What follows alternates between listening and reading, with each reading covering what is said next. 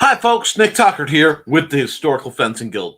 Before we get into the comments and to chat, let's talk about how we keep the lights on. First and foremost, the amazing Patreon members who support me despite the insanity that is my world and help keep the lights on, keep me on point. I love you guys. We're also made possible by the Simple Sword, the Fighting Axe, and the Simple Spear, which my first order is coming in soon. I'm so excited. I could scream. It'll be here probably the end of the month. The first order of any book tends to take that long. But that's what we have going on. And in the comments right now, we have Foxy. Foxy says, almost time. We understand insanity. Absolutely. And it has been an insane run. I hope you guys can enjoy what's going on and we can talk about some good stuff. Be sure to tell me any questions or comments that you have. I'm really interested to hear if any of you have read The Simple Spear yet. And if so, what you think about it. It is a very entry-level, basic book, but I want to know if that's the kind of format you guys want, because later books are coming in this breed. Some of the things we're going to be talking about are the book I'm having the most trouble with in this series, and the book I don't want to have to write, but I may have to. But I want to wait to see who comes rattling through the doors. It looks like it's a pretty quiet night, just me and Foxy sitting together, having ourselves a good evening. I'm sure that Thesis is around here somewhere, and there's probably pizza involved. Ooh. Johnny Cage is catching up on a wrestling drama. We'll be back soon.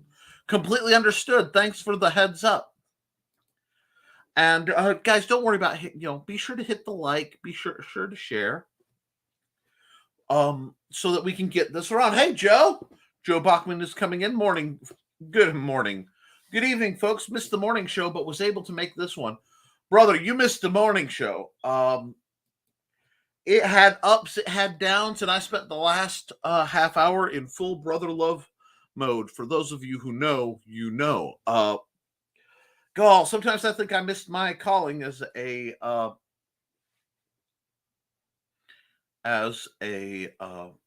fire and brimstone preacher, because every once in a while it starts building up.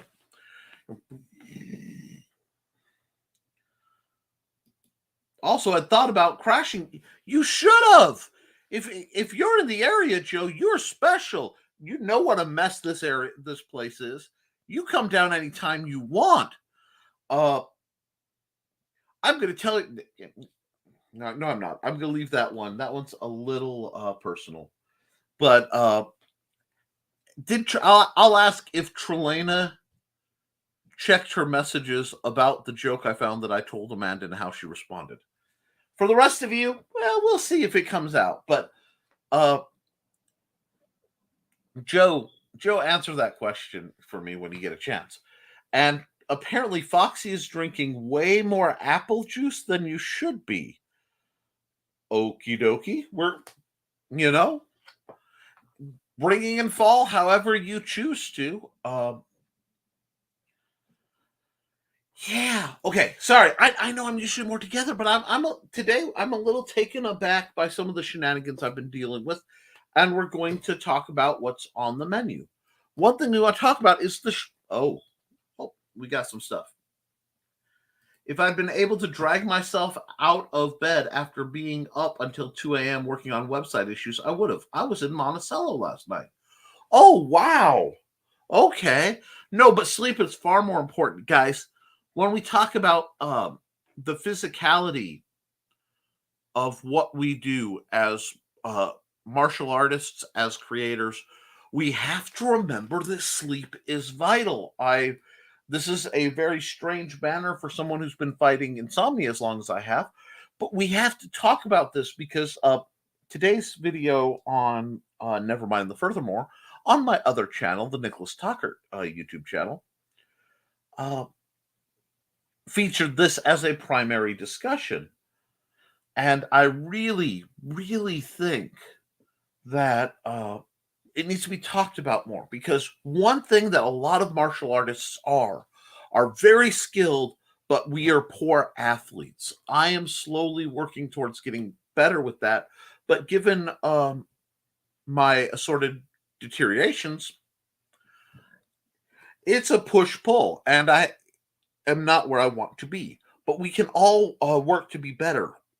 And one of the hardest things is building the foundation of a good schedule and having sleep so that our body can heal, the muscle can reknit and build back up when we're doing muscular based things, and so that our minds are clear, so that when we fight, we are fighting from a position of strength and stability. Both of these are highly important concepts. Um, we as martial artists, because we all are, need to focus on that, and we really need to talk about what we do to build up. I mean, and so let's take a minute. This is a good subject you just walked me into, and I'm going to hit the comments, and then I'm going to get into it more. uh Johnny Cage says CM Punk, one of my all-time favorite wrestlers and just a great guy, clocked executive vice presidents of the company in a backstage brawl, and now the police are involved. I think they forgot the business is fake. Oh, Lord. I'm hoping it's all shenaniganry, but I'd hate to see that being an actual issue.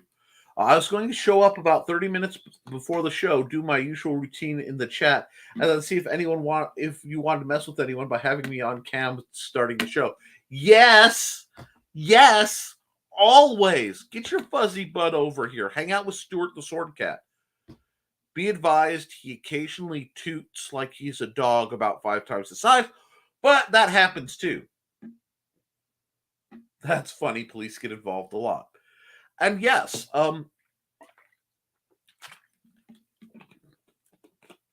Mandy got me a replacement of my orange bottle, the same as my original orange bottle, so I can switch them out.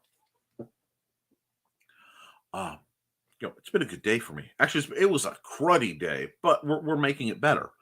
One thing when we talk about wrestling, I've known wrestlers, and there is a difference between being fake and being scripted.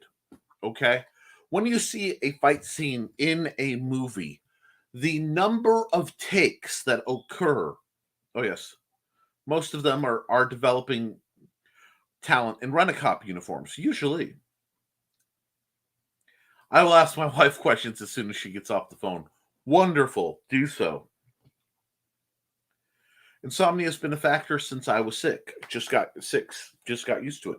Yeah, it's been a tremendous factor in my life, and only at the age of 40 did I start finding out the reasons why. One of them is people with ADHD have a different circadian rhythm than everyone else, um, which is why why they don't think I'm just ADD but ADHD. We're working on it. Medication, training, these things happen. But oh, okay. People with ADHD prefer to wake up at 10 and go to sleep at 2. That is their natural circadian rhythm. That's very different from people who don't. I think it's like 8 and midnight, or 8 and 10. 2 hours, 2 hours. Yeah. Roughly in there is much closer to the natural, or even 6 and 8. For people, with the dawn and the dusk, it doesn't affect us. The change in the dawn and dusk cycle just doesn't. We want to sleep till 10, and we want to be up till 2, and that makes us very happy. And I can attest to 5 a.m. is never a good time for me. If I'm coming into it, it's not a good time. If I'm waking up at it, it's not a good time. 5 a.m. is just not something the nickel here, this was meant to experience. So it's really fascinating. Oh, Cindy, it's okay. It's okay. These things happen. FB is being very years. I used to do that too, quite a lot. And it's like the 2 a.m. and well, think about it. You need most people need as an adult 6 to 8 hours of sleep. Now, some people operate better with a little less, 4 to 6. But at 2 a.m., you're looking at 5 hours of sleep. For a lot of people, that's natural, especially if you have that lovely thing that's called an afternoon nap. And finding out your sleep schedule, if you can work around it, will help you be more ready for what we're doing. Now, getting briefly back before I lose uh, situation. No, no, no, you guys don't get it. This was a real fight. No cameras, just reports. Oh, that's problematic. Eee. Well, you know what? I could be wrong. If CM Punk has lost his mind and gone berserk as wrestlers occasionally do, that would be a tragedy. I hope no one was actually hurt. I still hope it's all uh, marketing, and I'm going to keep hoping that, even if it's not true, because I tend to hope for the best. And the apple juice is to reduce a certain blockage issue. I kind of figured. Usually, I hear cranberry juice for such things, but that's a ongoing thing.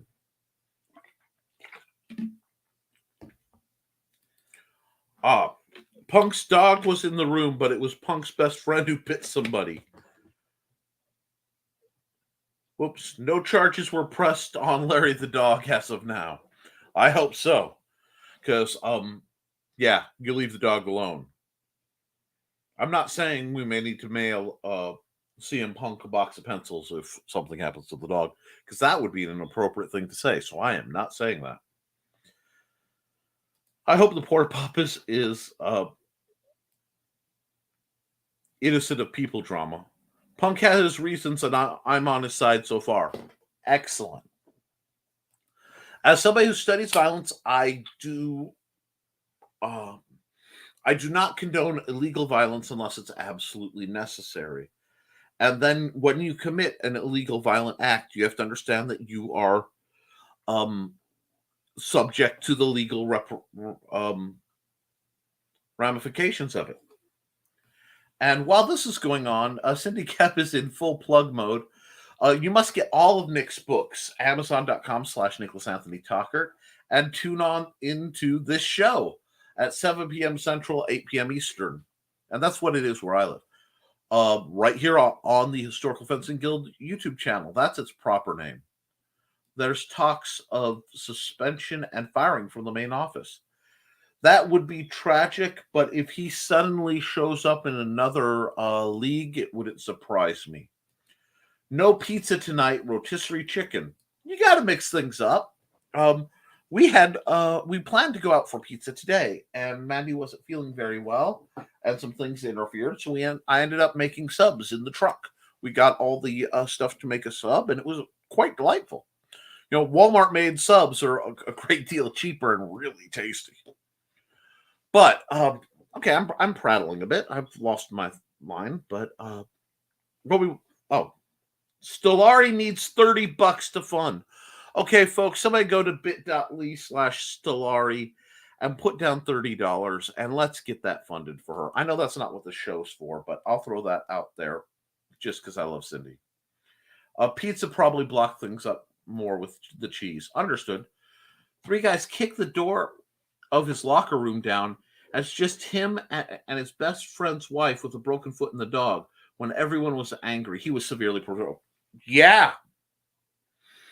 If that is a legitimate occurrence, I hold no enmity against those coerced into evil, but to those vile creatures who toy with the hearts and minds of men since the dawning of time.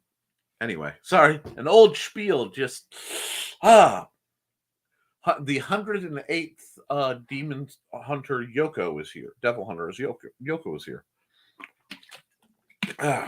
But digressions aside, sleep is very important. Now, I have been going through some problems. I've talked about it with the Patreon folks, and as I've dealt with my beautiful system, I love my system, but in the complexity of the recent additions, it is getting a little. There've been some wires crossed, so to speak, and that happens. Uh, and yes, if people go nuts, so a dog will bite. Uh, I had planned for my next book, and while I'm writing one, I'm taking notes for the other. That's how this goes. For a long time, to be the Poor Sword Master's Guide to Arms and Armor. And I had all my notes, and I had a lot of things, and uh, inflation went nuts, and the availability of things went insane. Literally overnight, wood products, your lumber tripled in price. PVC went from being less than $1 to $5 for a stave. It was staggering to me. And I'm going to be honest, that actually completely threw my process over because I've been using okay.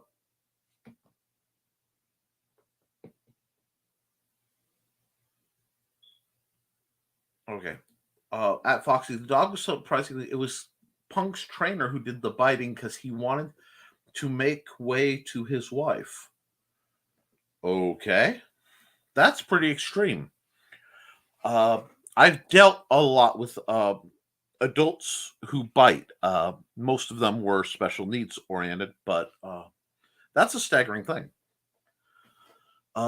In that case, let's talk that. Nick's tips for bite prevention: situational awareness. Always, you never let your client, your patient, or your suspect be behind you. Okay.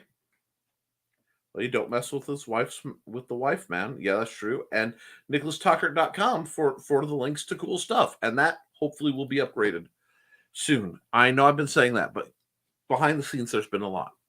Anyway, the trick is while you're deflecting the bite, attempt to keep your hand and catch the forehead and keep the arms down while you're maneuvering away. Not attack, but catch, receive the force, and deflect. I have found to be the best way to deal with a bite attempt.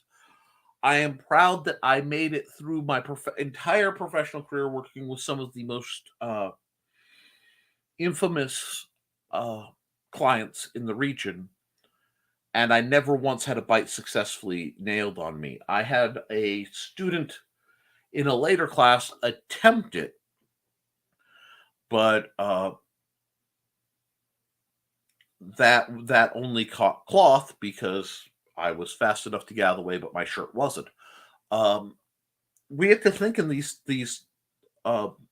terms so that we can keep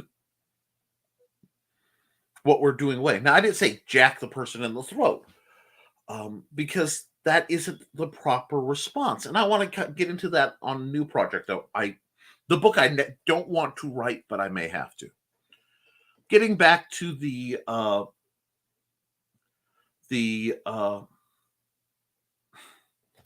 wow. Looks like Cindy's about 70 over her goal. Now, no clue how that might have happened. Joe, you amazing, magnificent lunatic. His wife was there, broken foot, 4 men playing tough guy in a closed room, probably one entrance. He saw red. That would be a bad situation for me to be in. I don't do well with close spaces. I don't do well with large groups. And I've trained very hard to contain my experience-driven responses to that sort of scenario. So honestly, if people only got bit and light scuffling, that's miraculous, given that kind of setup. That's real world violence, not fun violence, if that makes sense.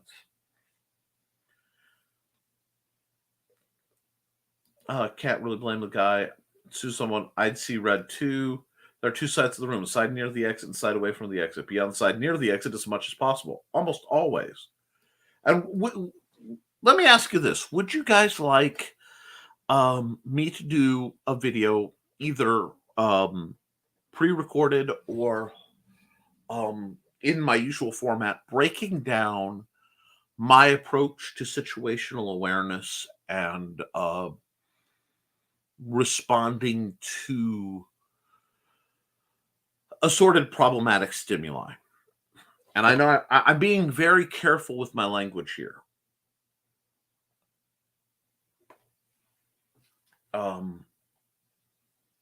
But we need to look into that.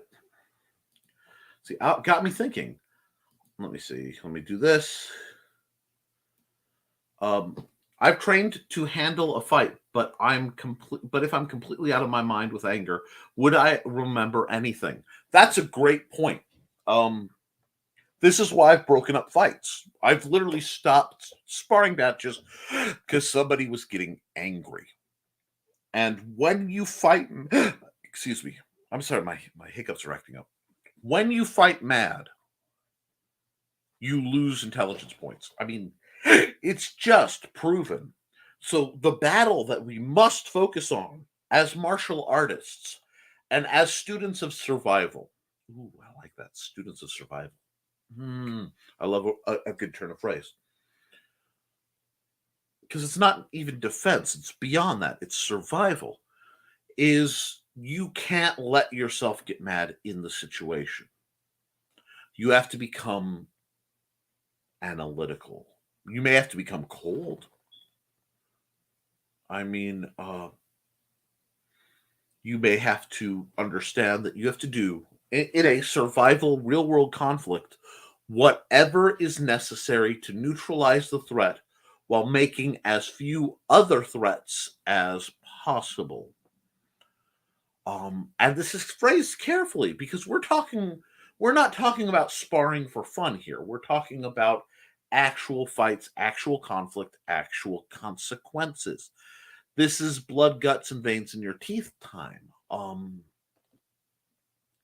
And we have to realize that, at least in America, and I go from my rudimentary understanding of law, it is radically different state by state and then in metropolitan areas. So I tend to take an extreme safe view. Anytime I talk about this material, I run that. And yes, the thesis says that's why you train hard. Muscle memory is amazing. I speak from experience. So do I. But your body will be handling the physicality. Your mind has to be controlling the limited response, the situational, then tactical assessment, and when to get out. Because your goal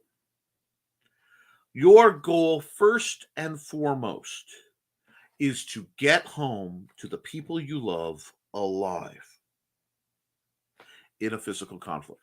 Unless there is another factor. Unless it's, if I'm out with my son, my priority is getting Xander home alive. I am willing to endure injury or even death to maintain that prime directive. However, that would come at the cost of I would no longer be there to deal with an oncoming threat. That makes it the worst possible outcome. The next one is I want to deal with whatever outcome without having to deal with legal entanglements later. Okay? This is why, if you're ever in a conflict, call the cops first. The police will always believe the first person who calls over the second. It's just one of those things. Many people have had to fight hard against that when they weren't in the wrong because somebody did something wrong and then called the cops and lied. And it takes actual evidence because the police tend to lean towards that. So you have to think in that. Now, yes, there is a common saying, I would rather be judged by 12 strangers than carried by 6 friends relating to pallbearers. And that has validity too. But don't get caught up in that. Machismo has little place in real world survival. And I need to talk before we get into that because this is the subject of the book I don't want to write. The book I don't want to write is how I approach survival because it will not be fun for me. It will be educational, useful, but to go over that and to talk over that, it's never enjoyable. I am an empath. I tend to feel the emotions of those around me. That means when pain is inflicted, I'm hurting myself as much as I'm hurting someone else on a spiritual level. So I detest harming people. I absolutely hate having to resort to physical responses if there's any way to avoid it. And that has nothing to do with the laws of man, a good deal to do with the laws of my perception of God, which I don't hold anyone else to. Those are the rules I have to follow. And a lot of just what it is to be me. Other people's pain literally physically hurts me sometimes. It's just who I am. It's why, while I'm very good at being a counselor, I avoid it as a career because it would chew me up. It's why, while I'm very good at dealing with grief and the people who have suffered loss, comparatively, I have been told, I would not wish to work in the mortuary field or grief counseling again. It would take too much out of me. So, what does this have to do with everything else? What you train is what you'll do. Let me say that again. What you train is what you'll do. That means if you have training scars, they will show up at the worst times. So if you're used to pulling your shots so you don't hurt your partner, you'd be surprised how often you pull your shots. Or freeze up because in the game of like fencing, you poke somebody in the arm and their arm is done. Oh, I got a kill. A part of you will drop it because you got the kill. That doesn't always transfer. People are bizarre in that they're incredibly resilient and outstandingly fragile, and you never know what's going to happen. One of the best videos I've ever seen was a gentleman walked into a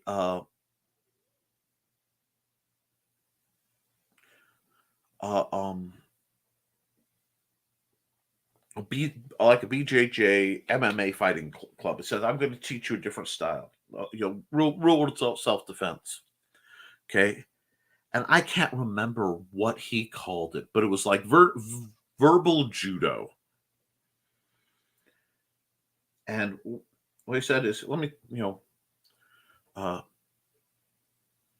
look at me, get mad, and say, are you looking at my woman? Don't you say, are you looking at my woman? Yeah. Is her name Dolores? Is your name Dolores? I think we may have worked together. You sure look like Dolores. I'm sorry. I mean, no offense. Can I get you a drink? What you looking at? Your shirt, bro. It looks great. It's a great shirt. Where'd you get it?" That disarms people. And he says he really started focusing on it because a friend of his, he was at a bar. And a guy goes, "I'm going to kick your butt. He's drunk, whatever." He goes, "Dude, I've got like 3 black belts. Whatever." Guy throws a punch. He ducks it, jacks him in the jaw. Guy falls backwards, bangs his head on the bar, goes down, dead. Fatality. Guy spends 5 years in prison for for manslaughter. He lost 5 years when he did nothing objectively morally wrong. Sheer happenstance. This is why, and this is the karmic debt I have to pay in part for training people what I train them in. You must train much more discipline. And we all, as martial artists, have to train and practice much more prevention, because if we go out there and we that in an average fair situation, which we should all avoid, you are likely to defeat most people that you encounter if you are physically trained and armed. Guns change the equation. Other training changes the equation, and numbers can change the equation. But all in all, when you seriously train in any martial art, and especially weapon-based martial arts, that can give you a devastating edge against the untrained or the limited training individuals. There are a lot of people out there who took wrestling, or have a couple years of karate under their belt that maybe they don't use every day, but it's still there, or taekwondo or whatever. And it can surprise you. You always have to be prepared for your opponent to be much deadlier than you expect. And is that cowardice? No, because right now, when you are engaged in a conflict, and I know I'm way behind on the comments. I'm sorry, but this is important, and you guys have pulled a great conversation point out of me. When you are engaged in a conflict, you have to plan from a position of weakness. Now, and I train that way. Why? Because I know people, that's not how I was trained. What is it? Maximum damage with minimum effort, I believe, is the way the Marines phrase it. Because you know what they are? They're soldiers. And as unpleasant and uncivilized and unfriendly as it is to discuss, at the end of their day, their job is to do two things: go out and do whatever they're told and killing any enemy that comes before them with efficiency and effectiveness, and then come home tomorrow. Come home at the end of the day. And realistically, that's a secondary job. Their job is to complete the mission. And very often that mission is to apply vast amounts of damage and pain to individuals to make them stop doing whatever they are doing, including breathing. This is not ignoble. In fact, it is a proud warrior tradition and something that humanity has. Would I like it to be unnecessary? Yes. But that is their prerogative. That is their directive, to seek out and destroy the enemy. That is a soldier's job.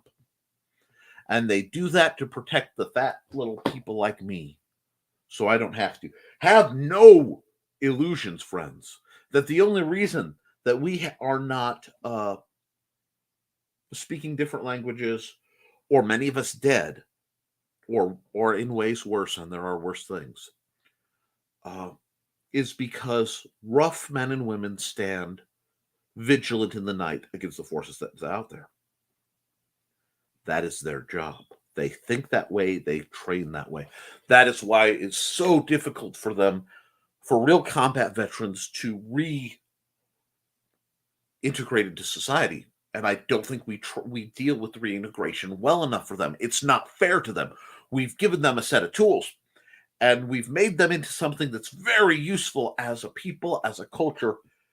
But then when they come back, they can't use any of the tools, and they can't be what they were made into. Because having some guy, I'll kick your butt. Boom. And brothers and sisters, I have known stone cold vets who will drop a body for a wrong look or reaching for something because they're not going to die today. I don't train that. Another group I don't train are law enforcement officers. because their job is to seek out the worst among us, identify them, and contain them for legal processing. That's what they're supposed to do. Investigate and detain is the hardcore part of what a lot of a cop's supposed to do, where violence is concerned. Now, in proper civilized countries and in some civilized systems in America, but far too little, de-escalation is hammered in, and their philosophies run much more parallel to me. Pre 9/11, many of the philosophies run more parallel to me, where we all live here. We all live in this community. It's not just, the police and the non-cops, the civvies.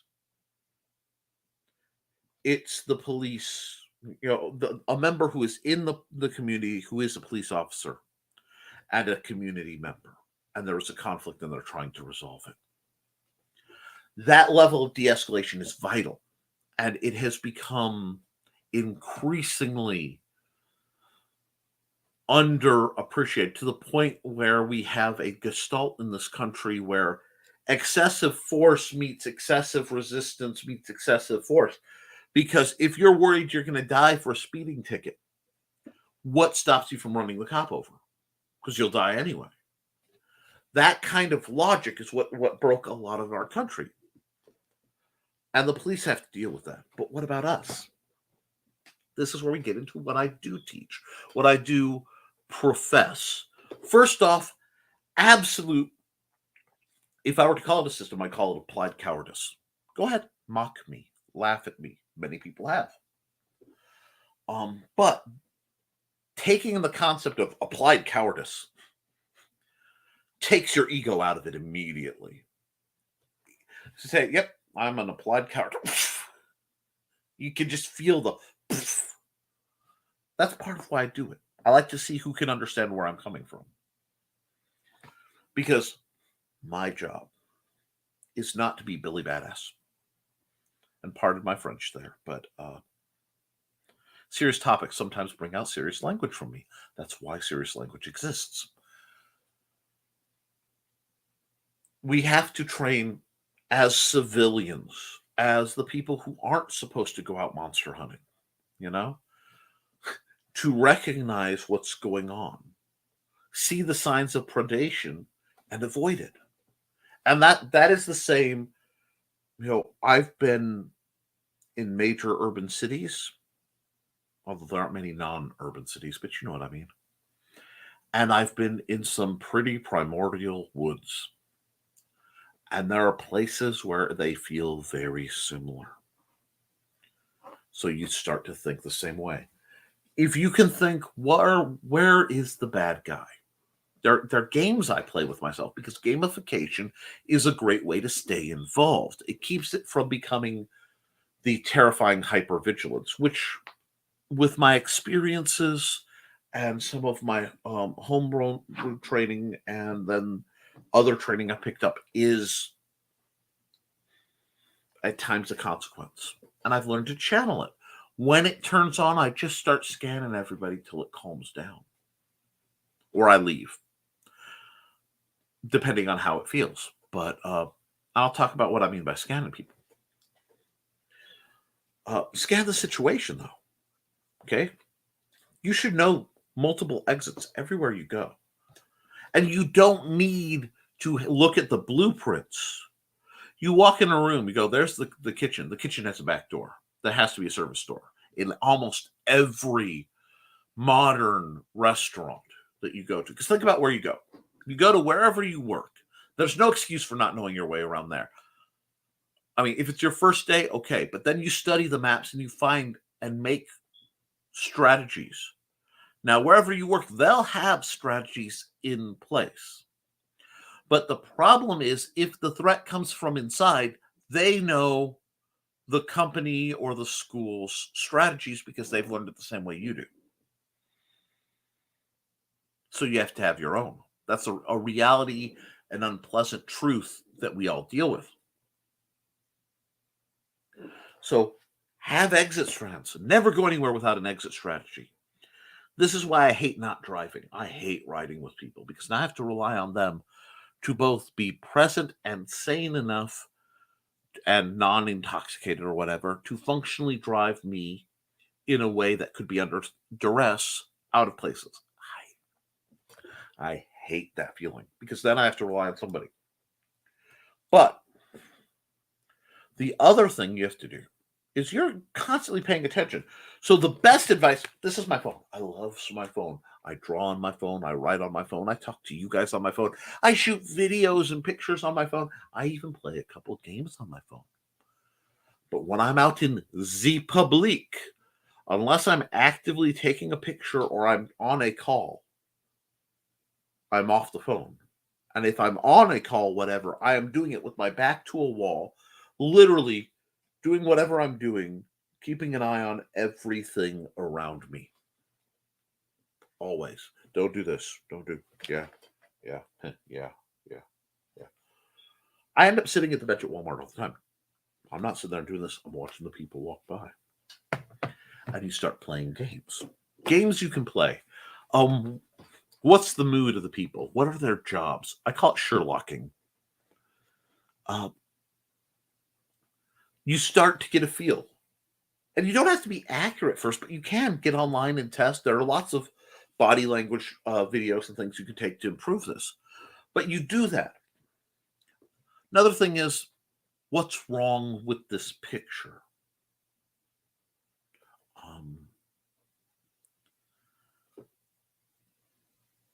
When I'm going out, I love to play little Sesame Street games, the Sesame Street games of survival. What's wrong with this picture? Something's off. And what's great is there's almost always something, at least one thing off.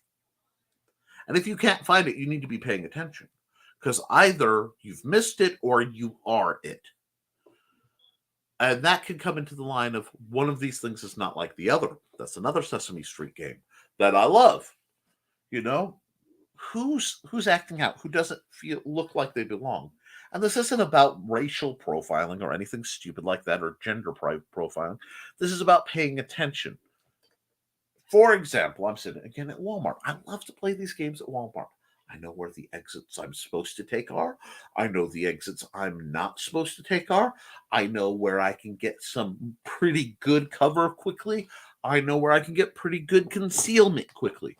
And this plays in the back of your mind, always. Okay?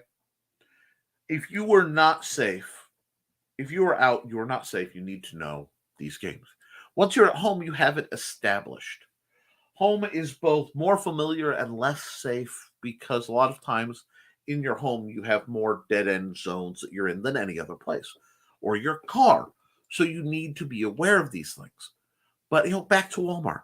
I'm walking through Walmart and I'm like, yeah, I've played it so much. My unconscious, my subconscious plays that game, and it's always running when I'm out. And I see I'm like, okay. And I'll get it's a mental notice. Something's wrong. A little tingle. Now, some people don't listen to that, and they're the ones who die early in a horror movie. I always listen to mine. And I will stop, and that's where I switch over to, what's wrong with this picture, and I'm actively playing that game. And sometimes you need one of these things is not like the other. So it's things like spot the gun. Who's packing? And once you've studied it, it's fairly easy to tell who's packing concealed. Most of the time, who's packing unconcealed. I like to know where the guns are, not for any sense of heroism, but because that is a linear object. That is a point. And you don't want to be between that and a point of interest. So if they're shouting and somebody has a gun, you want to make sure you aren't in the line of attack, just like you're fencing. This keeps you. You think about if I were a predator, where would I be? And I know that sounds terrible. I'm in DM. I'm used to playing the bad guy. 30 years of DMing. I think I've been just about every first, conceivable villain subclass. So you think about that. Are you going into a place that feels like a trap? In life, we do this. Anytime you're funneled into a line, drives me nuts. Hate it because you have to, your escape limitation. So I'm ready to get through as quickly as possible, and I'm paying attention. Um, how does how do the people around you feel? Are they all chill, or are people starting to get anxious? Are they all looking over there? If they're looking over there, take a glance over there and start looking in the peripheral. Because if there's something going on that the bad guys want you to see, they're going to be doing something else in the background. If there's something going on that the bad guys didn't plan, they will try to take advantage of it. You know, um, brilliance isn't necessary if one is lucky, but brilliance helps. So you put yourself in a position where you're aware of what's going on and you identify threats. And if something, once you've done this a while, people will ping you. And it's very much like a submarine. It's like, ping, there's something over there. And the thing is, if you start noticing, that's the downside, the Constantine clause kicks in. They'll notice you noticing. So you learn subtlety, or you go active ping to see who's gonna react. Today I was at Walmart. There were two people who interested me greatly. One was a gentleman, he just set me off, and I don't know why. In part because he spun around and he noticed me real fast. And I don't know if he was playing the same game or not. But, there was a moment of, we're both paying attention. Why are you paying attention? And many times police officers will come up and ask me questions simply because they don't like the fact that I'm paying that much attention. That's something bad guys often do. But I was going through and I saw a gentleman, kind, smiling, older gentleman, little guy, about shoulder, maybe 5 foot tall, and he's moving his probably grandkids around. I want to say he was Filipino, maybe Malaysian, so somewhere in that Southeast Asia vicinity. And smile, and he was being very careful and very wise in how he was shepherding these kids around. He was moving tactically. And he pulled back into the stands to let stuff go by.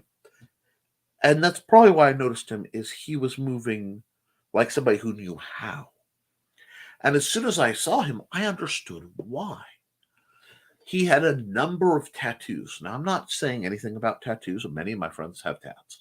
I love it as an art form. But certain types of tattoos have certain meanings, and certain types of spider webs and teardrops and other things, when they're of a certain age, they've blued out. You can tell the quality's a little low. Coupled with knife scars on the outside of his arms, not and he's smiling. He's not a threat to the guy, but all his knuckles, elbows, and knees, because he was wearing shorts, were extremely calloused and built up. I'd put down every dollar I had that he was an experienced Muay Thai fighter and that he'd done extended stints in prison for violence. Now, he may be beyond that, and I genuinely hope he was. But at the same time, his capacity was such that it bared recognizing and tagging. I then knew where he was. I kept track of where he was moving, and whatever we did, he was one of the people. I just sort of highlight, and I go about my time. But I'm half tracking, half predicting where he's likely to be, because there should be no issue. He's not on the prowl. When somebody's on the prowl, you'll tell. Once you start paying attention, you can see, and you just avoid them. Huge amounts of stuff are solved by simply recognizing the threat before the threat chooses you. or if they do, simply not being there or not being in a tactical position where it's worthwhile for them to make the jump. When the bad guys look at you hungry, either for your stuff or the fun of hurting you or whatever, it's much better to simply not be caught. And I'm not saying turn and run. That's a horrific thing to do, because unless it's time, turning and running does evoke the predator response. But I've also turned and said, "Hi, how you doing?" I'm gonna do what I found the comedian said it. I just become whiter. Hi, did you used to go to so and so? You look just like a guy who went to so and so. I'd never forget that face. Oh, I'm sorry. You're just so uncanny. It's burned on my mind. Well, I'm gonna go now. You have a nice day. In happy talk, in civilian speak, you just said, "Wow, you're a good-looking guy. You remind me of a friend." In bad guy, you just said, "I can identify you in a lineup. If you pull anything, I know who you are. I know how you're dressed. I can inform the police." That is a huge deterrent. Friendliness is an amazing tool when applied carefully, and especially in the early situations. I don't go down long, empty roads. I don't take back alleys. I do not go places where I am tactically at a major disadvantage, because I walk with a cane, and that's like blood in the water to some people. I almost always have a flashlight. I don't like the dark, And it's not to, I'll tactically blind you and, anime street survival somebody. No. It's to see what's going on. I tend to walk past my car at night. Walk like I'm going to another car and then look under my car. Look at what's parked around my car. If I don't like it, I'll call the cops. I'll bug whoever's in the building, because it's better safe than sorry. Is that living with a level of fear? Yes. Has it kept me alive? Yes. Many things in moderation. And just like in moderation, I've been going for nearly an hour. Let me see what you guys have to say, because I'm sure there's a huge comment dump.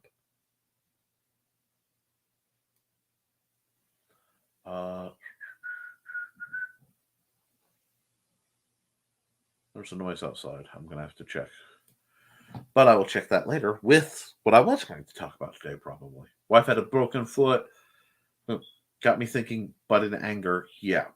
That's why you train muscle memory. Crowds are noisy and in motion make me literally twitchy. Yes. I tend to avoid crowds like the plague, and whenever possible, I am always on the outskirts, navigating between safe escape points. Because I've seen what riots break out. I've survived riots breaking out. To this day, I don't like crowds. And I don't know if it's phobic or it's being aware. But when a group of people go from becoming from a gathering of individuals to a crowd, that's a problem. This is why you don't find me at a lot of concerts. This is why you don't find me at a lot of major destinations, and why you find me places at weird times. I don't want to be part of that, because numbers are bad. I'm good with 4. 4 people as a threat, I usually can handle rather simply if pressed. The sliding scale of things. Because I do always train people. Train to fight like there's always another hole. Okay? Why? This means because if you use something that works great in a duel, technique-wise, in a melee, you will get smashed. Because you're so focused on your opponent, you're not seeing the other guy flanking you. And in melee, my goal is to be the guy flanking you because I want to win. And I'm not necessarily going to if it's fair. A fair fight is one you can lose. Why would you choose to put yourself in a position where you're likely to lose? That is stupid. In a duel, in a bout, tourney bout, that's different. This is an honorable exchange between people, a test of skill, hopefully, and a test of honor. In a melee, that's a whole different ballpark. I have never had problems taking people from, taking the back shots. My lord, you're dead, whatever. Because that's what you need to be aware of. And their lack of skill was lack of tactical awareness, lack of situational awareness. So I don't let people get behind me. I don't like people behind me. To the fact I'm having trouble with my study. Because with the way the power's laid out and the way things, I could easily have a table that faced straight out the window. But that would put my back to the only door in the room. And even in this, I've done it. It was to the point back in college, if I was in one of the booths where I couldn't see behind me, I would take the napkin dispenser that had the chrome side and angle it so I could, wherever I was sitting, whatever I'm working on, I could look up and see the spots I couldn't see. That's how I was raised. That's how I think. And like I said, I know it's excessive, but that's excessive in good, soft times. It'll keep you alive in bad, hard times.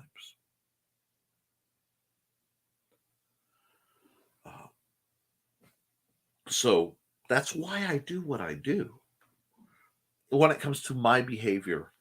And yes, it means I miss out on social things because I don't find them comfortable. I don't. Okay, so you'd like to see a full video on modern situational awareness, possibly a book. Okay. Being scared spitless or becoming absolutely frigid when attacked, I still remember the event. Anger, not sure. And that's one thing. They say fight, flight, or free. They say fight or flight response. No, fight, flight, or freeze. Freeze is the worst one you can do most of the time. There's a time for freeze. Freeze can happen when you have concealed yourself and you need not be detected.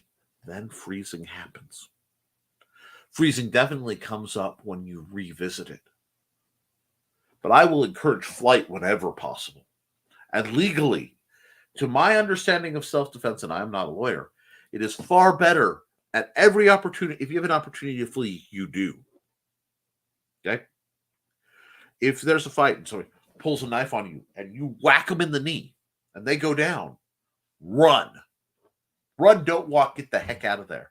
Yes, the tactical response would be the enemy is down, neutralize the threat. And an aspect of my upbringing has that. But that creates then the legal threat of having to deal with the police, having to deal with justification, and you could go to jail because you used excessive force. That's not even like, I've got the guy, now I'm going to break his hand, break something on him to prove a point. That's when you've now become the bad guy. You don't want to be the bad guy. So you have to get out. Let's see. Thesis, I'm kind of annoyed the Hardy Boys got suspended. Now, I know I'm wrong for this, but I wanted to see the damage. I understand. I have twice in my life been in situations where I was angry enough not to know what I was doing, but still my training took over and I was able to defend myself. There, in my youth, in my teenage years, there were a couple moments where my anger impeded my empathy. And they were moments of defense, and frankly, I do not remember them very well, but I do remember the aftermath. And that is a huge part of why I took to what I study and how. Because I had to decide if I was going to be a survivor or a monster. Because the capacity for both was there. I had the tool set,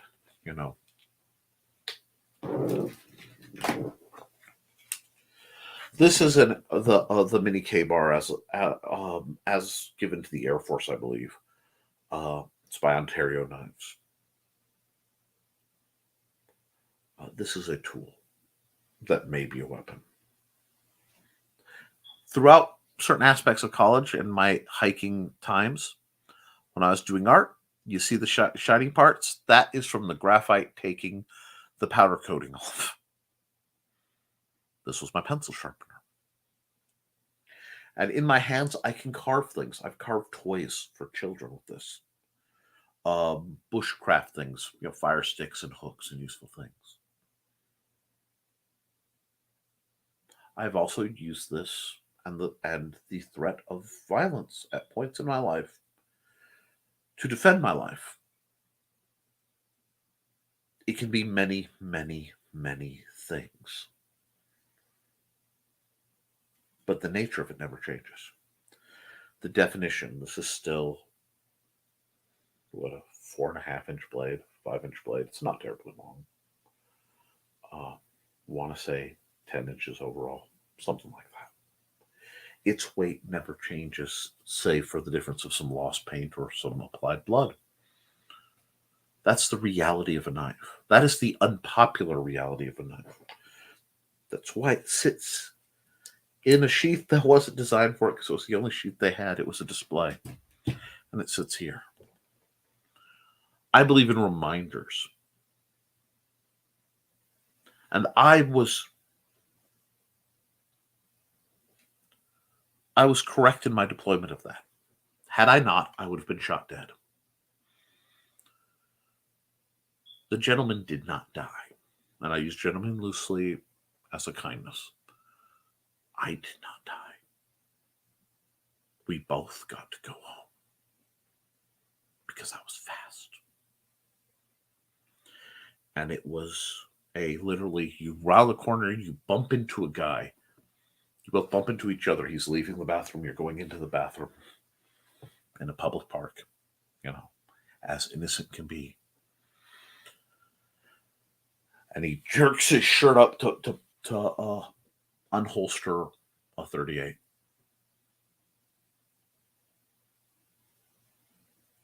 And when you talk about training takeover, I blinked. Maybe. I don't even know if I blinked. But I had my left hand pushing the gun back in the holster and my right hand with the knife on his neck. And I'll never forget this. I don't like telling this story. Because but guarantees I'll have nightmares. Because I could see the guy's face. And we stood there. We stood there for a long time. It's a few times I've used a reverse grip. I'm also annoyed by it. But I'm standing there. He's looking at me and his eyes are very wide. Because I wouldn't have done anything if he hadn't tried to clear leather on me. I would have apologized prodigiously. But his response to bumping into a guy trying to take a leak was to resort to deadly force. I could have been shot dead in that moment. And I looked into his eyes. They were brown. He had a narrow jawline. Mottled complexion. I think drug use was involved. His pupils went whoop. I asked him, "Can we be cool? Can we just be cool, man?" And he nodded, real careful, because I didn't cut him. I mean, I was prepared to. I was in position to. I was not forced to. Thank all that is holy. I'm standing there in this position. I still don't know how long it was. I'm like, okay. You sure? He nodded again. And I heard something. I realized the guy had wet himself, which is impressive because I thought he had just gone to the bathroom. But I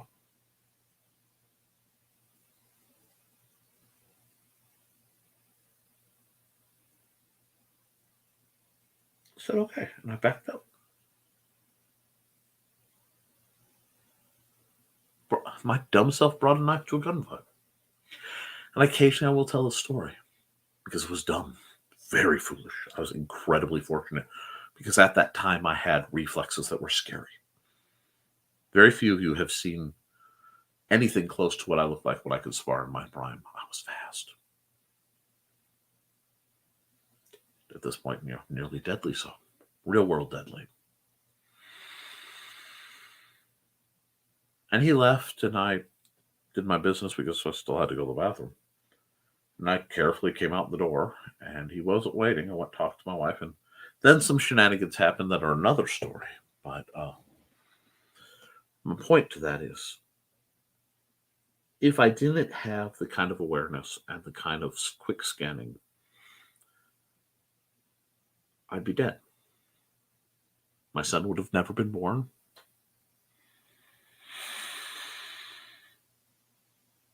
A lot of things wouldn't have happened. It's that easy. Yeah, sorry, I got a message. I forgot to turn my audio off on my phone.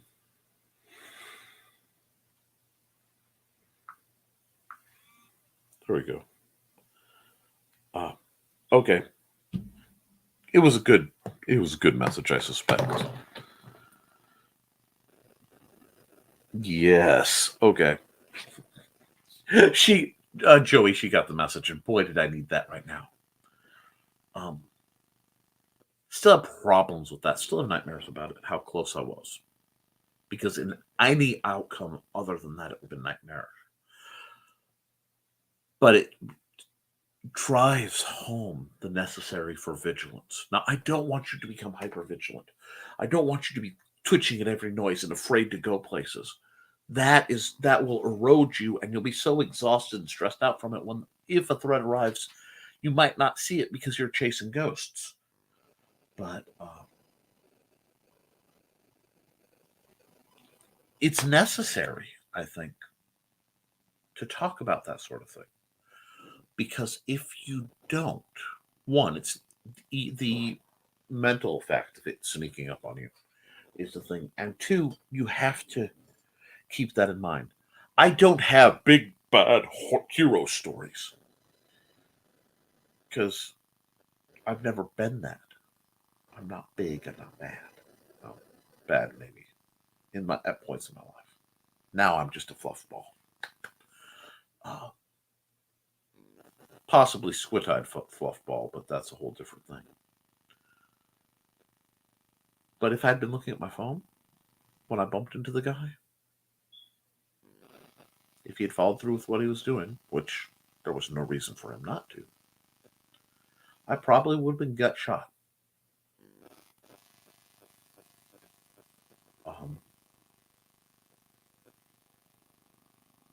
I don't know how many times. Actually, I do know. I dissuaded two gentlemen who tried to follow me, two young teenagers. I thought they were out. They were out for trouble, but not as bad as it was. They were following me when I worked at South Haven, Al's Supermarket on Route 6 in South Haven, Indiana. I was closing cashier, 10 something at night. I'm walking back with my staff, and I catch these two hoods, and they were hoods. Following me, younger than they should be, like 13 and 15, but tall. And they were predatory. They were hiding in the shadows and waiting to get behind me. And I was young and spry then, so I went around, grabbed a tree, looped up the tree. They walked under me, dropped down behind them. They didn't hear me. Because like I said, I was young and spry then. I said, boys, isn't it late for your bedtime? I spooked them and they left me alone. I found out a couple weeks later that those two guys took a straight razor to a guy who wouldn't go buy him cigarettes at the cigar shop and killed him dead. Guess he wasn't aware. This is why I don't want to have to write these books. Because guys, the guild exists for a lot of reasons.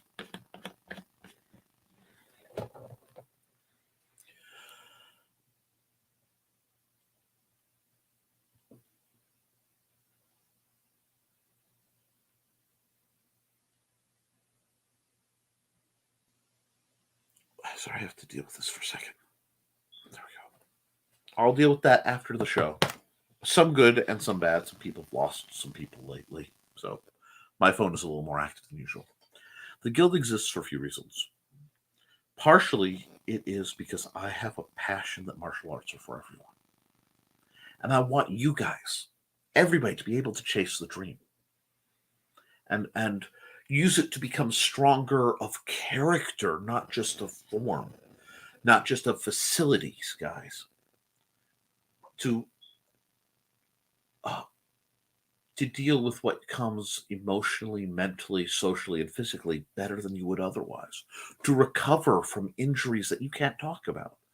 And because, frankly, I love too much the people in my life that I have not the physicality or the resources to protect.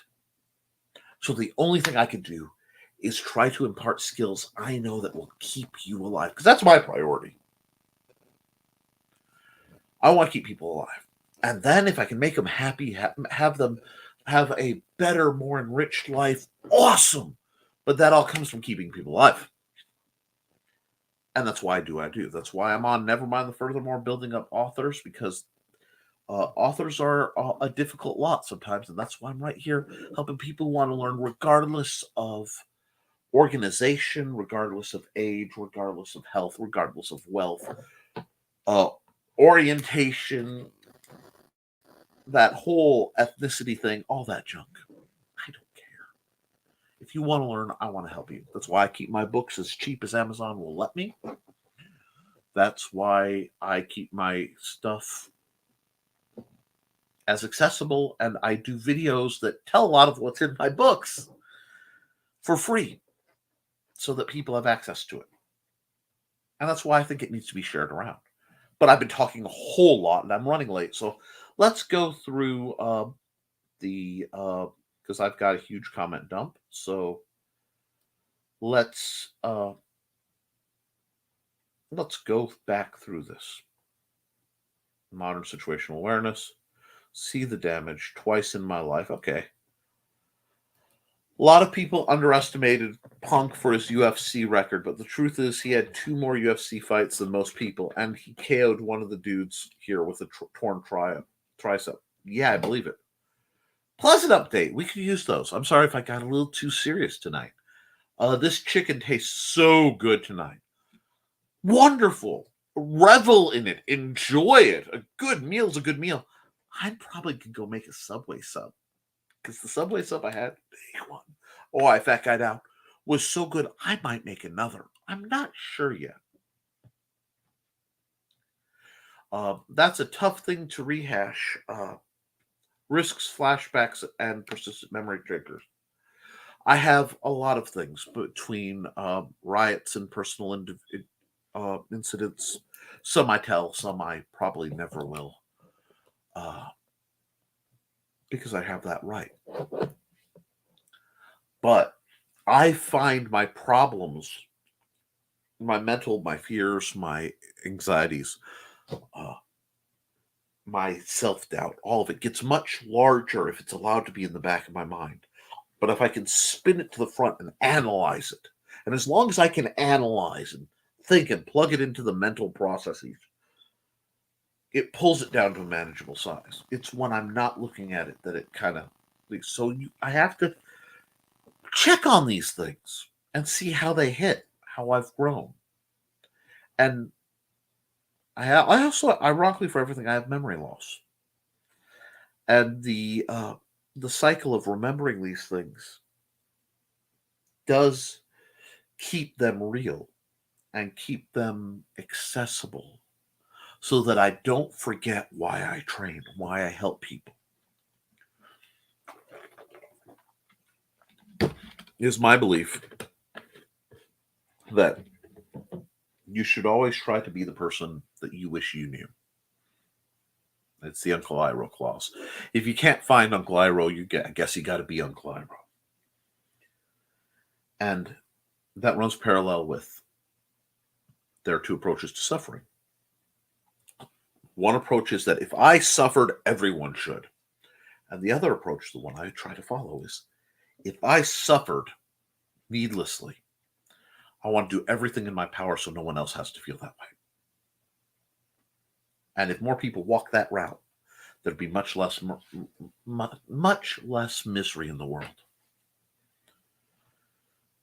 Let's look at the comments because I'm 45 minutes behind. Okay, threefold rule of Wicca is there for a reason. What you deal out comes back. Here's a good question. Is the struggle of writing the book worth it for how many lives it could help? Maybe even save lives. Only you can tell, Nick, and there is no wrong decision.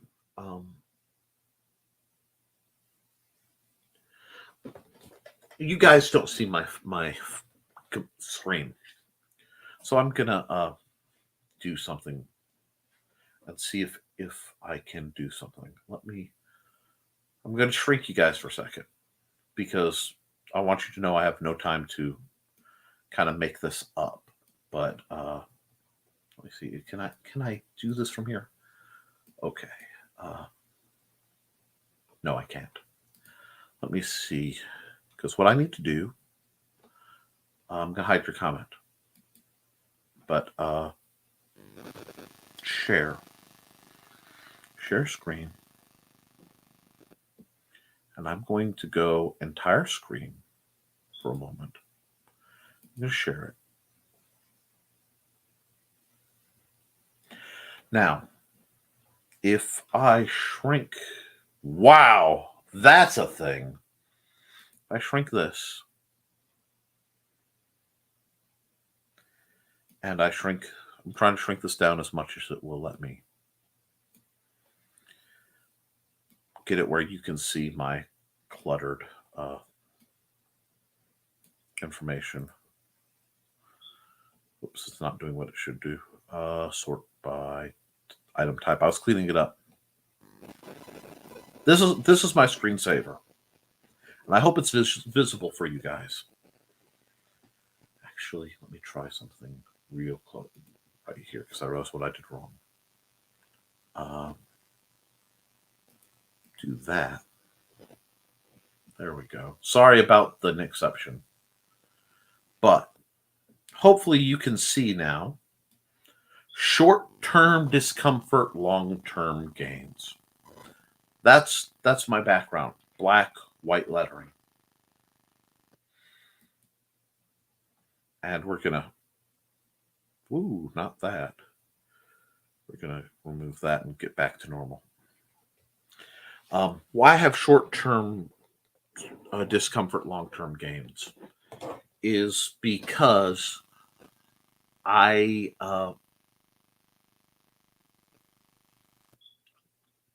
wanted that as a reminder for when I was hammering out. Where'd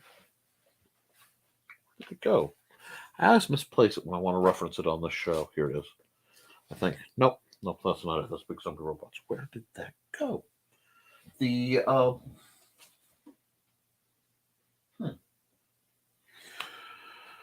Hybrids, the Sons of Gods, the quick play RPG. I hammered that out by grabbing two pens and nailing out the words, and it was painful.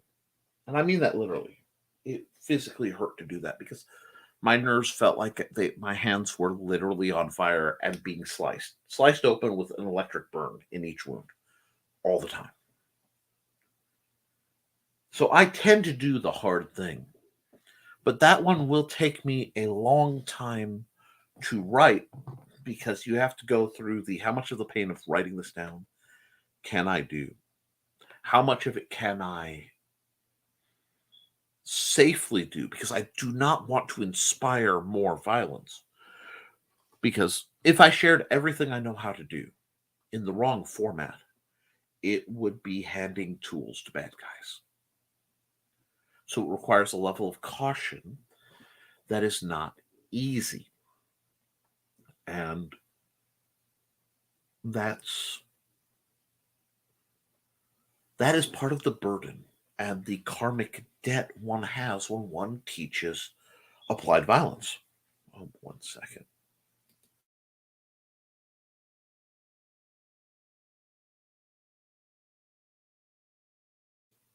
Y'all didn't need to hear that, but and have no doubt, what we train can always be applied that way. But it is, I train from a philosophy, and I discuss from a philosophy of understanding that what's necessary may be necessary, and aggrandizing survival, aggrandizing kindness, mercy, and awareness.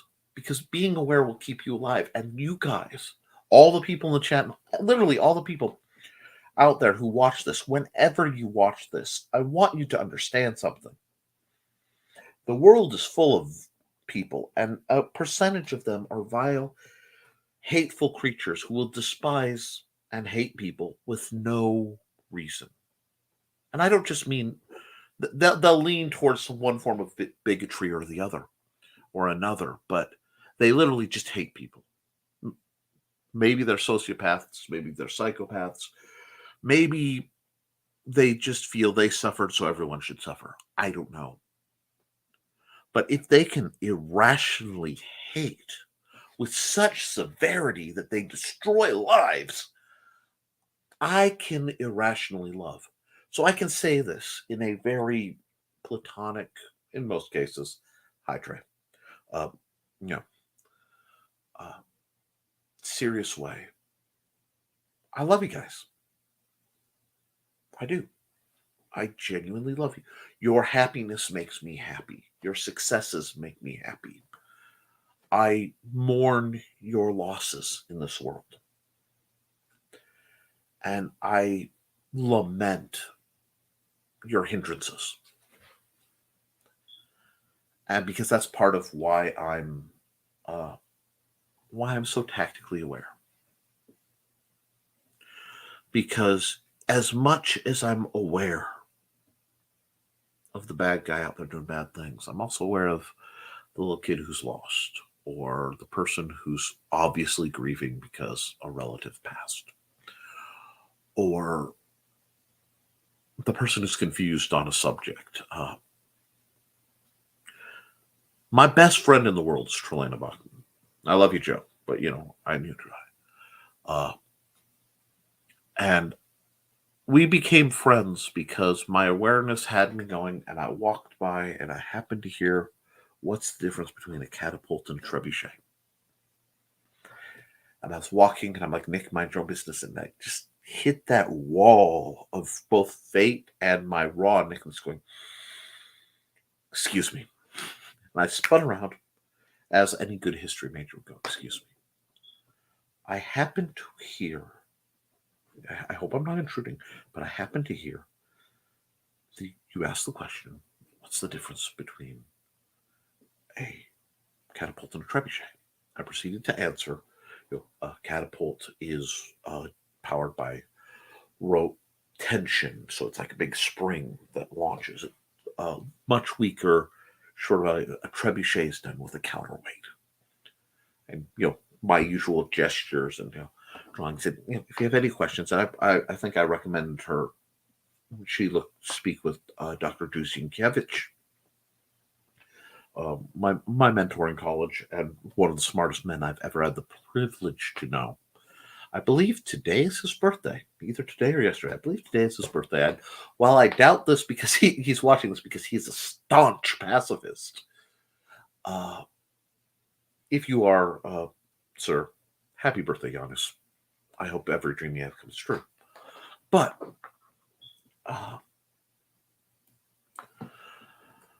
while we talk, that's why I do it. And yes, Johnny, I probably will sit down and write that book. It's not one a lot of people are waiting for. I have several fictions that I need to write, if only to get my wife to stop being angry with me, because Amanda, love you, darling, is annoyed with she gets to see the plot bunny start while I write it down, and then me not be able to get to do any more with it. So I'm working on some of those. And she has her preferences. So some fiction will probably come out, even though it doesn't usually sell as well as my nonfiction, which is tragic because I write some good fiction. But I want to go through the comments that I missed, and this episode's running a bit late, so we'll probably call it after. Let me see where we were. And Johnny, seriously though, brother, if you're still here, thank you for asking that question and calling me on it, because that's part of what I need the guild for. That's why I'm not shouting into the abyss, ramblings, and not having any feedback. See, first time when I had a gun pulled on me walking in the main street and 2 in the morning. The second was when a gym bro decided to throw full power punches at my face during a 3-point block training. I have literally lost count of how many. I've had so many guns pulled on me between robbers. I've talked robbers out of robbing me. I've had so many police come at me with their guns drawn because I was out late at night. Most of it was work related. That it literally annoys me, because I have no power most of the time on whether you're going to pull the trigger. So why worry about it? Let's just deal with this, whatever. So it's interesting. Johnny says, if they want to learn, they'll learn. If they learn from somebody else, this other person might not care about teaching the discipline part as much as you do. And that's the other reason. If you read a lot of my books, I weave this into the threads. It's there. Sometimes it's subtle, sometimes it's not, but it's woven through. I just have never put it bold-faced. And I don't know if enough of it's that long. But, yeah. Update, chicken is demolished. Awesome. Mission accomplished. Yeah. If both people walk away at the same time, mission accomplished. Well, give a fox a chicken. Well, if you give a mouse a cookie, he's going to want some milk. If you give a fox a chicken, she's going to want some potato wedges. Anyway, LOL, when you yelled, hi, the dog jumped and turned at the TV like, what? Crowds are not my happy place. A friend of mine took a class in which the instructor wanted to illustrate the difference between survival for men and women. He started asking guys about the things they do daily to avoid being raped. Guys snickered and came up with stay out of jail. Then they came to the women. The list filled up the blackboard and kept going. Yeah. That's another one of my sets of experiences that sets me off different. I have had a couple male rape attempts, and I've had one female rape attempt on me. And I talk about this.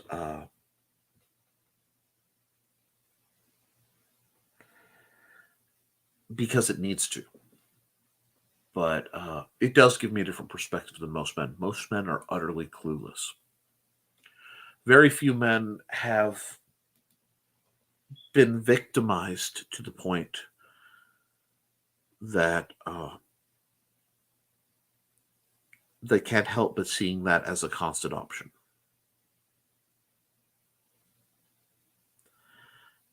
And whether that's a blessing or a curse depends on the character of the person. We're getting into some serious stuff tonight.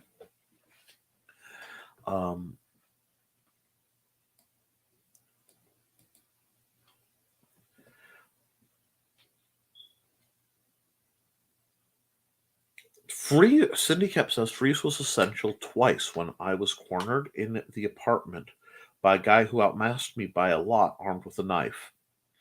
I stayed still and stared at him until he threw the knife at the floor in front of me to scare me. When I didn't react, he stormed out. There are a lot of men and a lot of predators who require your fear reaction to make the next jump. Wolves are that way, oddly enough. You need to act like prey for them to know what to do. And they will do whatever it takes to get you to jump so that it triggers their go reaction. It's really a weird process. I am horrified that you had to endure that, but greatly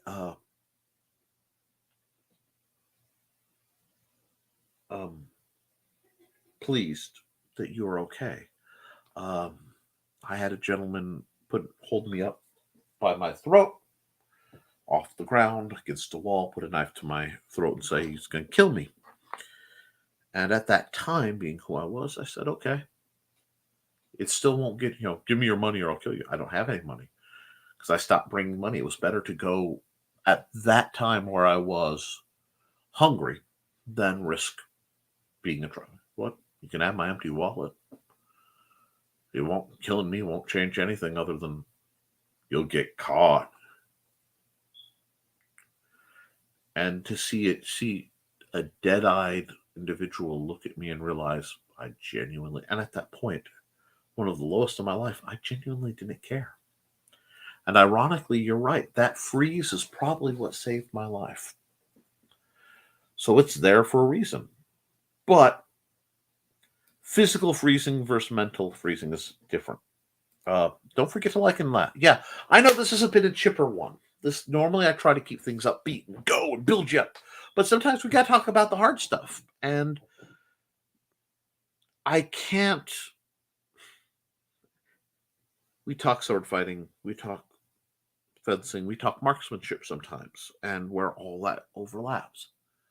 I have to be careful not to go over glamorize the violent aspects. And an episode like this, where we get real serious sometimes, I feel is karmically necessary.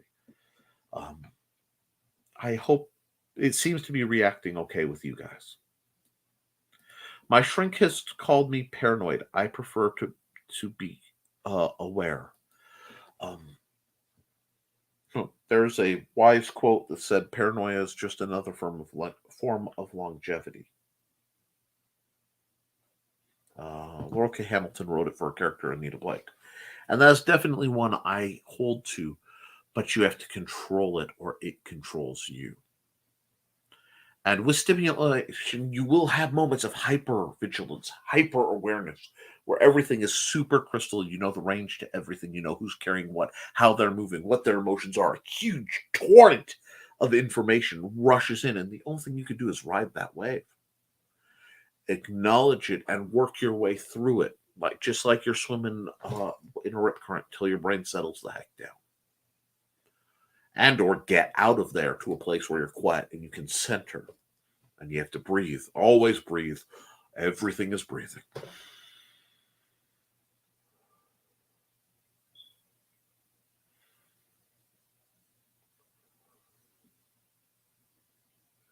Everything is bringing it in so that you can measure the concentric circles out that I talk about in range. All those range games I talk about in Melee, that is to train your mind for this game. When I talk, seriously, it's all right here. It's in volume 1. When I talk about melee fighting,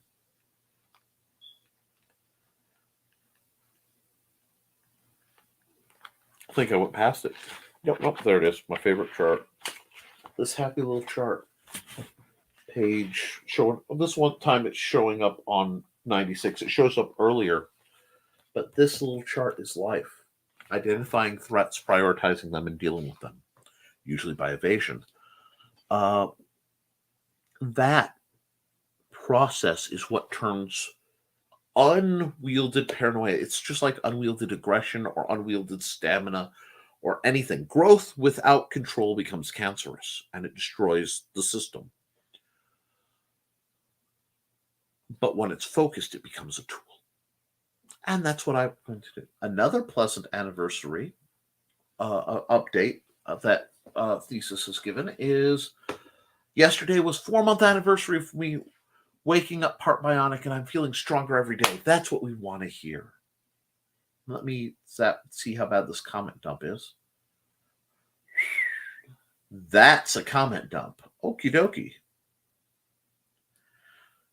Wife just got off the phone, told her to check her messages. She will be sending her a response to you. I saw it, and boy, do I don't think I would have handled being able to talk about this with the candor that I had I not gotten a respite in the message from Trey.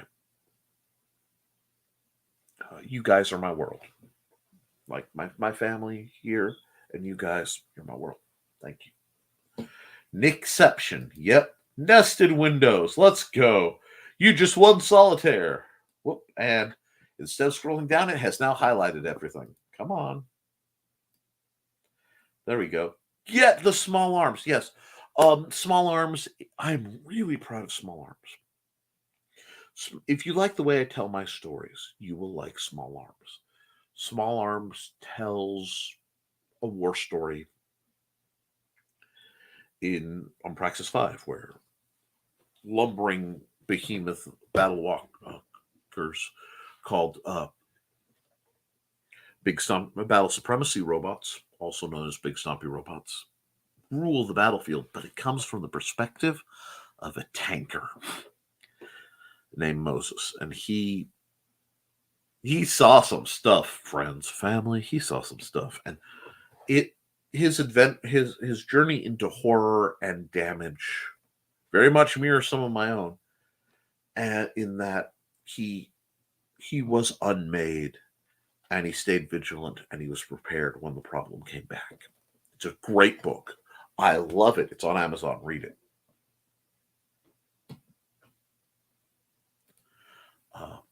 Foxy and Kitty both have seen my 2 stories and been sitting on my Google Docs for a while.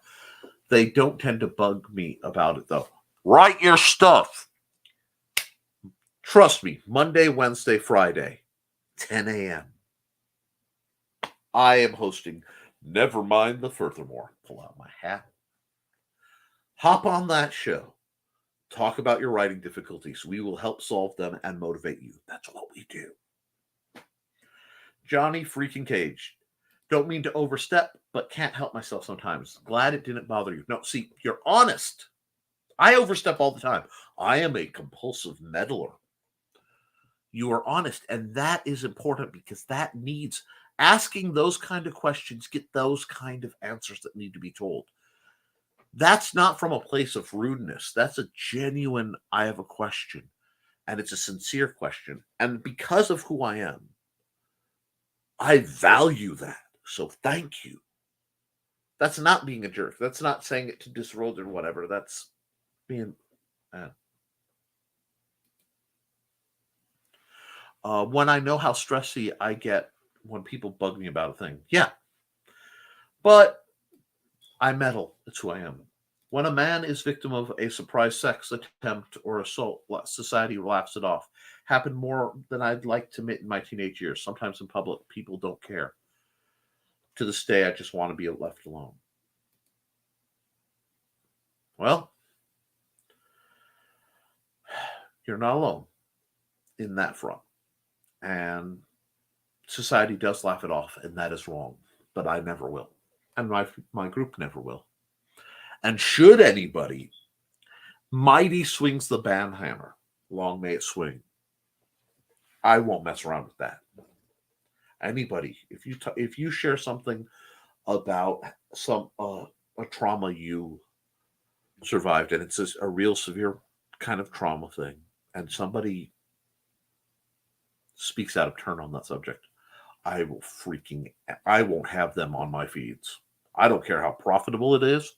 And there's always going to be that one person who goes, well, maybe I'll try it to see. I have exiled real friends for having the audacity to try just to see how I'd react. That's how I react. I will never stand for victim blaming. I will never stand for belittling survivors, because that's what you are. You're a survivor. I'm a survivor. Most of the people here, I don't tell other people's secrets, but the Historical Fencing Guild is, again, it's largely about helping survivors learn how to live through empowerment, through martial arts. It sounds crazy, but it works. To see somebody who's endured horrific treatment at the hands of another, and when they start, they can't speak in the presence of their dearest friends, head down, literally hiding in the shadows, watching the doors, jumping at the slightest loud sound. Go from that to a confident young person building a family, having a life. and know that part of the training and what we talk about with the training, the philosophy, help did that. That's me doing my job. That's what we're here for. That's the power of what I believe we can do as a group. And never feel bad. I mean, you're going to feel bad about it for your endurance, but never think you're out of place or feel uncomfortable here, because I won't stand for that out of anybody.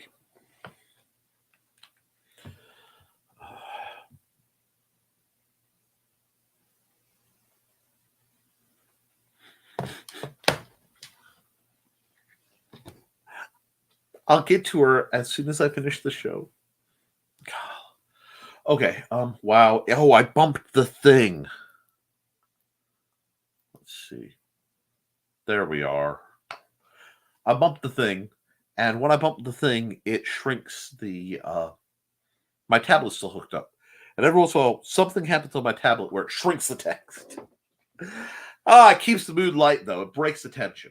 But I am here for you. Sorry, Johnny. Just too cute. You are. I've seen Johnny. I am a professional artist. I've been published in last I checked 38 countries.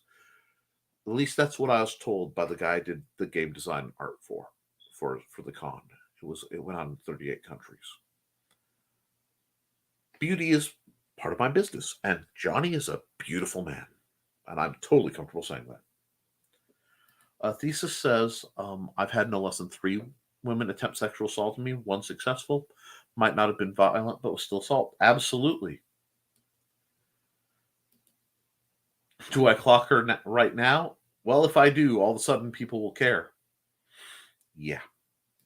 It isn't fine. People shouldn't push boundaries either way. It's not okay. I get it. It just didn't scar me too bad. Excellent. Excellent. If you survive and you are through it, good.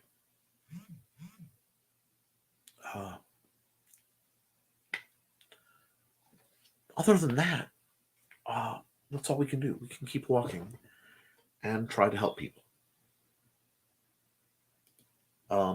Exactly, Jeffrey and Cage. As men, we have to gauge our reactions to assault differently, because if we go too far, it becomes our fault that we defended ourselves. Not wrong.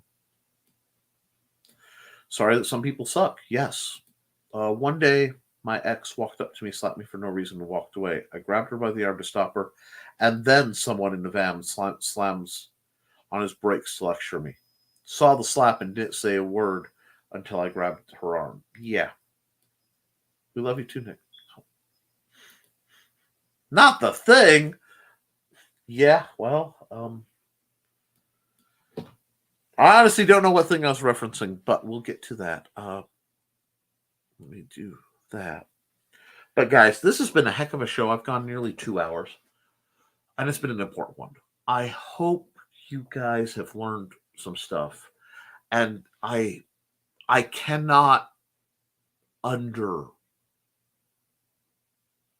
can't overstate how courageous talking about this sort of thing is for the people in my chat, and I guess for myself. I'm not good at pointing that at me.